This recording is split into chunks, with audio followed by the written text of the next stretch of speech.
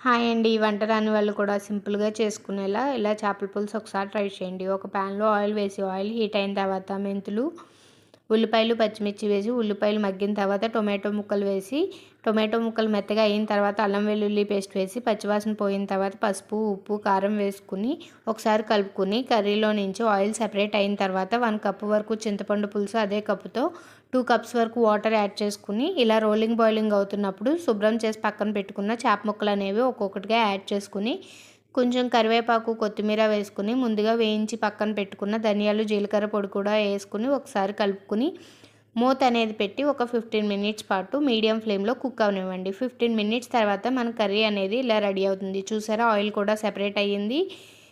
చేపల కూరలో గరిటె ఎక్కువ వాడకూడదండి. అన్నీ వేసుకుని ఒకసారి కలుపుకుని లాస్ట్లో కొత్తిమీరతో గార్నిష్ చేసుకుంటే మన చేపల పులుసు అనేది రెడీ అయిపోయింది. Thank you for watching. Please do like, share and